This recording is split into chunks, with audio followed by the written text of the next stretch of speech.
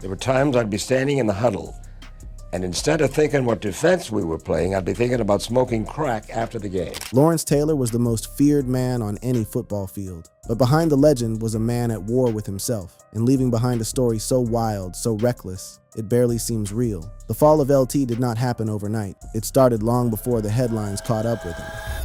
LT's addiction nearly cost him football forever. Lawrence Taylor did not ease into the NFL. He exploded into it. Drafted second overall by the New York Giants in 1981, he came in like a force of nature, winning Defensive Rookie of the Year and Defensive Player of the Year in the same season. Nobody had ever played outside linebacker the way this man played it. He blitzed from angles that offensive coordinators had never seen. He delivered hits that made grown men reconsider their career choices. He was not just a great player. He was a different species of football player entirely. But here is what the highlight reels never showed you. The same reckless, untamed energy that made Lawrence Taylor unstoppable on the field was running loose in his personal life from the very first day he put on a Giants uniform. He drank 41 beers on draft night, 41, and blacked out before the Giants even made the pick. That was the opening scene of the Lawrence Taylor story. Not a celebration with family, not a quiet dinner. 41 beers and a blackout. If that does not set the tone for everything that followed, nothing will. Lawrence Taylor drank 41 beers on his draft night after he got picked number 2 overall. He snorted mountains of booger sugar before games, claimed he played at about 75% and still was one of the most dominant linebackers in NFL history. That admission alone should stop you in your tracks. The man was playing at what he estimated to be 75% of his capacity while actively using cocaine. And he was still the best defensive player in the league. That is not a brag. That is a tragedy dressed up as a highlight reel. Taylor tried cocaine for the first time at a party during his rookie year in 1981. By his second or third season, that casual use had become a full-blown regular habit. He was using cocaine as frequently as 3 times a week during the 1985 season alone. To stay ahead of the NFL's drug testing, he carried an aspirin bottle filled with clean urine samples borrowed from teammates and swapped them in the bathroom before tests. That tactic worked right up until one of those teammates also tested dirty, and the whole operation collapsed on him. To beat NFL drug tests, Taylor told us his teammates would give him their urine. But he finally failed a test when the urine he'd been given turned out to be dirty. Think about the level of coordination that is required. This was not a man stumbling blindly into addiction. This was a man running a full operation to protect his drug habit while winning All-Pro honors. The genius he applied to football, he was also applying to staying high. In February 1986, after the 1985 season, Taylor's wife dragged him to a rehabilitation facility in Houston after coming home to find him using. He stayed for a brief stretch, then walked out and used golf as his substitute for recovery. That did not last either. In 1987, he failed his first official NFL drug test for cocaine and received only a warning under the league's policy at the time. 1 strike, 1 warning. He kept going. Then came August 1988. Taylor failed a second drug test, again for cocaine, and Commissioner Pete Rozelle handed him a 30-day suspension, which cost him the first 4 games of the season. That suspension was not just a punishment, it was a warning shot. Because under the NFL's policy at the time, a third positive test would have meant a full 1-year ban. A ban so severe that, for a man already in his 30s, it would have effectively ended his career for good. Then he failed a second drug test and was suspended for 4 games in 1988. A third strike would have ended his career. Lawrence Taylor understood exactly what that third strike meant, so he stopped. Not out of a desire to get clean, not because he had found peace, but because football was the one thing he was not willing to trade for cocaine. Not yet, anyway. He stayed clean from 1988 through 1993, came back, won a second Super Bowl ring with the Giants in the 1990 season, and retired in 1993 as arguably the greatest defensive player the game had ever seen. But the day after his last game, the restraint was gone. The very next day after retiring, Taylor was back on crack cocaine. Not weeks later, not months later, the next day. And later that same year, he was reportedly smoking it on the day the Giants retired his number. That is the detail that hits different. The franchise had gathered to honor the man, and he was somewhere chasing a high. Post-retirement, Taylor shifted heavily to crack cocaine, which he described as taking over his life in a way that cocaine never quite had during his playing days. Without the NFL structure, without the fear of a ban, without the schedule that had kept him functioning, he was free. And that freedom was destroying him one day at a time. In November 2003, Taylor sat down with Mike Wallace on CBS's 60 Minutes to promote his autobiography, LT, Over the Edge, and what he said shook people to their core. You right, I'd go through an ounce a day. There were times I'd be standing in the huddle, and instead of thinking what defense we were playing, I'd be thinking about smoking crack after the game. He admitted to thinking about smoking crack in the middle of NFL games, standing in the huddle, surrounded by teammates, with thousands of fans watching, and millions more on television, and his mind was elsewhere. Well, you gotta understand though, it didn't affect my play. He said it with confidence, and the records back him up, but that is what makes the story so difficult to process. The addiction was running alongside one of the greatest careers in NFL history, and neither one slowed the other down until the game ended, and only the addiction remained. By the mid-1990s, Taylor was spending thousands of dollars a day on crack and women, describing his home as something close to a crack house, with people coming in and out at all hours, and rugs burned from pipes. He was not just using, he was living inside the addiction completely. In May 1996, Taylor was arrested in Myrtle Beach, South Carolina, during a reverse drug sting. He had been in town for a celebrity golf tournament, always the golf tournaments with this man, and allegedly approached an undercover officer to buy $100 worth of crack cocaine. He was one of 15 people arrested in the sting. He posted a $5,000 bond he had on him in cash and walked out. He eventually avoided jail through a pretrial intervention program that required 60 hours of community service and counseling. Then came October 19, 1998. Taylor was arrested at around 2 in the morning at the Sandpiper Resort in St. Petersburg Beach, Florida, once again at a celebrity golf event. Police from the St. Pete Beach Special Response Team entered his room after he allegedly bought 3 pieces of crack cocaine for $50 from an undercover officer. Officers found crack, smoking devices, and paraphernalia scattered throughout the room. Taylor posted $15,500 in bail and immediately called it a setup, claiming the officer had been after him all day and only came to his room late at night after he had already said no multiple times. He pleaded no contest and received 18 months of probation. The imagery alone, a first ballot Hall of Famer being raided in a hotel room at 2 in the morning during a golf trip, told you everything about where his life had gone. The man who had once been the most feared player in the NFL was now making $50 crack buys in the early hours of the morning. The 60 Minutes interview gave the world a window into just how total the collapse had been. Taylor described crack as the only bright spot in his future as retirement approached. He looked forward to getting out of football, not because he was tired of playing, but because he could not wait to use without restriction. That is the line that stays with you. He looked forward, he said, to going back to cocaine. I saw coke as the only bright spot in my future. A legend, a Hall of Famer, a man who had done things on a football field that no one had ever done before him, and he was counting down the days until he could smoke crack freely. That is not a cautionary tale. That is a full-on tragedy, and it was only getting started. LT's crack habit wrecked his marriage and finances.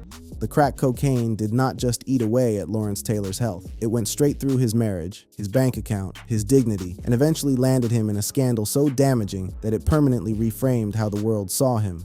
Taylor's first marriage was to Linda Cooley, and by the time retirement hit in 1993, the relationship was already running on fumes. His cocaine use during his playing days had been an open wound in the marriage for years. There had been sleepless nights, episodes of erratic behavior, and moments bad enough that Linda reportedly had to physically pull him away from a crack house at one point during his career. But when football ended and the last guardrail came down, what remained of the marriage went with it. Taylor described his home in the post-retirement years as almost like a crack house, not a place where drugs were sold, but a place where they were consumed in enormous quantities, surrounded by people who had no business being there, prostitutes, drug addicts, and strangers cycling through at all hours. He was spending what he estimated at thousands of dollars a day on crack and women, chasing the high the way he used to chase quarterbacks. Drug addicts lying in the corner, curled up in a ball, the rugs burned.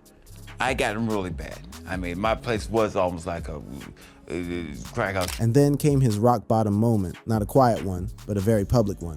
In 1996, his wife filed for divorce, the same year he was arrested in Myrtle Beach trying to buy crack. After the arrest, a friend reported finding Taylor on his couch in a fetal position, clutching a pillow and crying. After your arrest, a friend said, and I quote this, You were lying on the couch in a fetal position, hugging a pillow and crying. Well, I don't know about the crying part, but I might have been. When Mike Wallace pressed him on what hurt the most, Taylor did not talk about the arrest itself, or the embarrassment, or even the financial damage. The publicity and your kids. How many kids you Now, got? that was the worst thing. How many kids? I have 4. 4 children watching their father come apart in real time. That was the weight he carried, and it showed, briefly, in the way he pulled himself together after that 1996 arrest. He stayed off drugs for more than a year, living quietly, playing golf, watching television. And I'm just sitting there in my house by myself, and it got old, and it got old. I went to a party, things happened. But the silence got to him. That single sentence, "I went to a party, things happened," covers what he described as a relapse that lasted from the fall of 1997 through almost all of 1998, a full year of drugs, degradation, and daily destruction. Daily for a year. The finances were collapsing just as fast. At his peak spending, Taylor estimated he was burning through over $1,000 a day on crack alone, and that number does not include the escort services, the people he was funding around him, or the legal fees that were beginning to stack up. In addition to the drug spending, he was also in arrears on child support, serious enough that he was arrested in May 1998 and spent roughly 12 hours in jail before a friend paid approximately $4,429 in back support to get him out. Then in 1997, he had pleaded guilty to filing a false 1990 income tax return, having underreported income from his sports pub by $48,000. In November 1998, just days after his Florida crack arrest, and amid another rehab stint, Taylor filed for Chapter 7 bankruptcy. His listed debts were approximately $350,000. The man who had been one of the most celebrated athletes in America, a 2-time Super Bowl champion, a Hall of Famer, a man whose name had been used to sell everything from sneakers to television appearances, was filing for bankruptcy while fighting crack addiction. That is not a footnote. That is a devastation. He later married again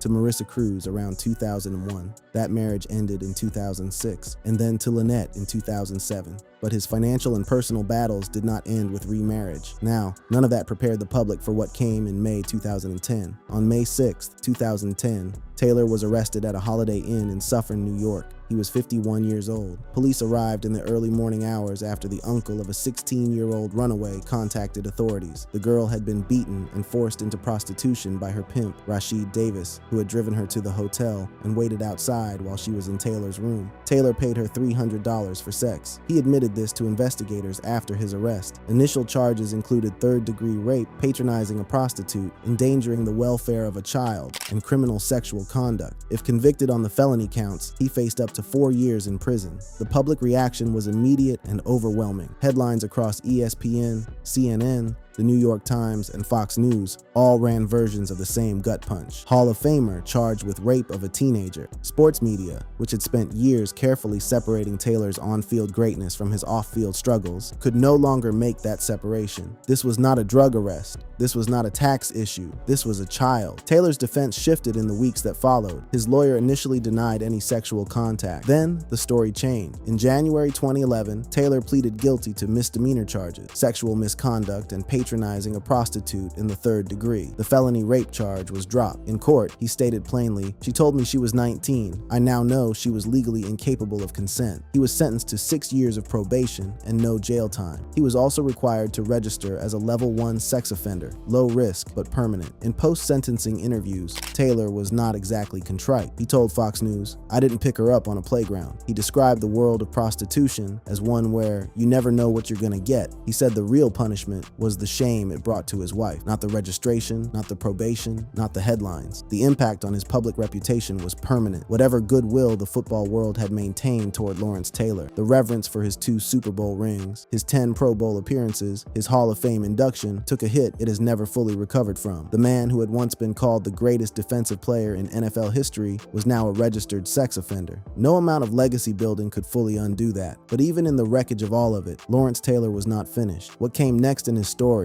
is the part that almost nobody talks about, and it starts with a 2-month stay in a New Jersey rehab facility that, for once in his life, actually took hold. LT's long road to recovery and redemption.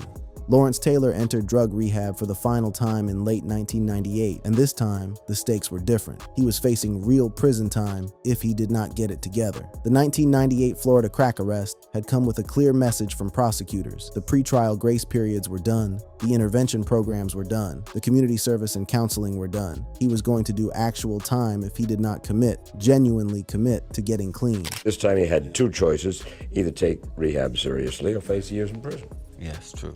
You're going to have to do something now because you're going to actually go do some time, you know. And they made it clear that they was going to lock me up. That clarity, as brutal as it was, may have saved his life. I finally got it.